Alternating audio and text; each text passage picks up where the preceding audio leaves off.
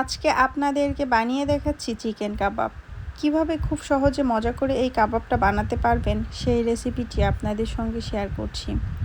কাবাব বানানোর জন্য প্রথমে এখানে আমি মুরগির বুকের মাংস নিয়েছি 4 পিস। প্রথমে মাংসের ভিতরে দিয়ে দিচ্ছি হাফ কাপ পরিমাণে টক দই, দিয়ে দিচ্ছি 2 চা চামচ পরিমাণে লাল মরিচের গুঁড়া, দিয়ে দিচ্ছি 1 টেবিল চামচ পরিমাণে আদা রসুন বাটা, দিয়ে দিচ্ছি স্বাদ মতো লবণ। এখন মাংসটাকে ভালো মতো মেখে নিচ্ছি। মাংসটা ভালো মতো মাখানো হয়ে গিয়েছে।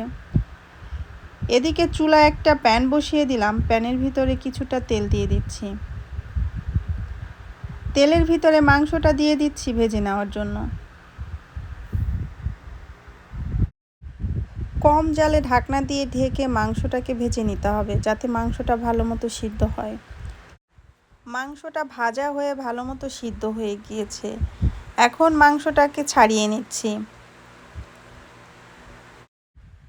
মাংসটাকে ছাড়িয়ে নিলাম। এখন মাংসের ভিতরে দিয়ে দিচ্ছি 2টা সিদ্ধ আলু, দিয়ে দিচ্ছি কিছু ধনেপাতা কুচি, দিয়ে দিচ্ছি কিছু কাঁচামরিচ কুচি, দিয়ে দিচ্ছি আদা ভাঙা 2 টেবিল চামচ পরিমাণে ধনিয়া জিরার গুঁড়া। এখন মাংসটাকে ভালো মতো মেখে নিচ্ছি। মাংসটা ভালো মতো মাখানো হয়ে গিয়েছে। এখন কাবাবের শেপ দিয়ে নিচ্ছি। সব কাবাবগুলোকে বানিয়ে নিলাম। এখন কাবাবগুলো ডিমের ভিতরে কোট করে কাবাবগুলোকে ভেজে নিচ্ছি।